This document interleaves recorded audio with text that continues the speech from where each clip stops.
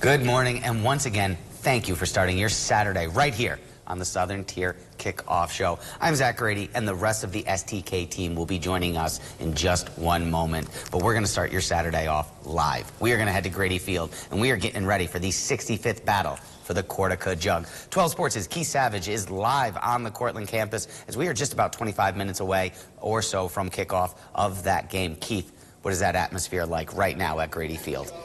Thanks, guys. Yeah, I'm here right outside of Grady Field for the 65th Cortaca Jug game. People, they're starting to walk in, get it loud and rowdy, but this game is in line to be an entertaining one. There's not been a back-to-back winner in the last 4 matchups. The Red Dragons, they're entering this game with a 21-game win streak, just been on fire. But Ithaca, they defeated them 2 years ago at Yankee Stadium. Just so great for Cortland, the city, our campus community, our alumni, just to come back here. We don't have homecoming at Cortland because we have Cortaca. And also just make sure that we really sink to the level of our training when it comes to the fundamentals of football, the administrative side of things, and most importantly, protecting the football. You've gotten a chance to get to a couple of these games. How exciting is this afternoon on campus?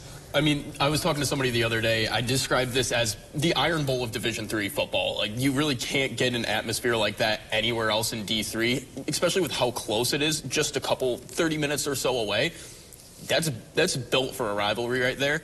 You got a good defense going up against a really, really good offense, and Zach Boyce, possibly one of the best quarterbacks in all of Division III.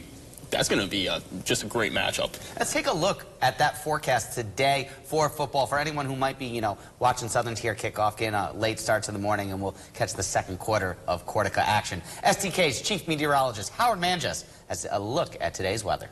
You know, it seems each time I do this forecast for this show, it ends up being a nice day. And you know what? Today, that trend continues. It's going to be a beautiful day. The biggest game in D3 may be taking place just an hour from now. There are 2 big-time D1 games going on as well, including the number 4 team in the country, the Penn State Nittany Lions. We're looking to hand Purdue another loss as the Boilermakers have not won a Big Ten game yet this season. So if you can add this extra layer to your offense, make things more dynamic, I think it's worth trying in a game like this, which is largely, what people would refer to as a tune-up game. We got Syracuse coming up on the slate. Cuse headed to the West Coast to take on California. What can we expect on the West Coast there in Cali Love? Well, first, before we go to Cal, we have to look at what happened against Boston College. As we head to Syracuse, the Orange gave up 313 rushing yards. 2 different running backs, over 100 yards rushing. Jordan McDonald had 15 rushes for 137 yards. Kai Robichaud had 28 attempts for 198 yards. For teams in our area, we'll start off with Cornell with a big home Ivy League matchup with Dartmouth. Then we're kicking off at 1 p.m.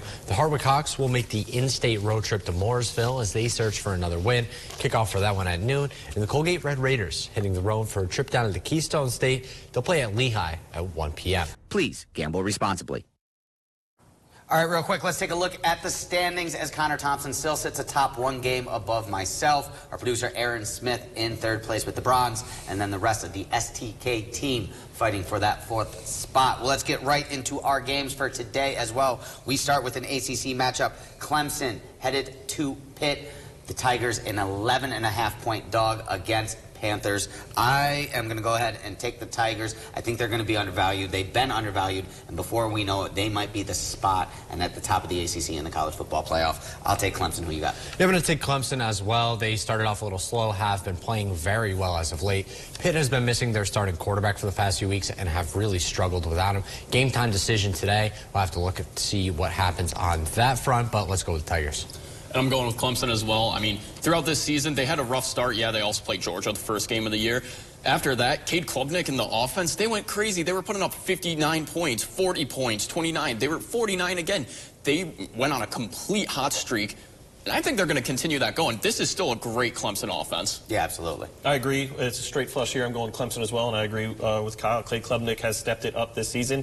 And a Pitt who has some injuries issues, I'm going Clemson. And you mentioned Miami struggles, like I said. We don't be surprised if you see Clemson in the CFP when it's all said and done. But we are going to also pick Arizona and Kansas State. That is up on our website, the WBNG 12 homepage. Make sure you check that out, as rest of the picks from Aaron and Keith and Connor. And we thank you once again for joining us.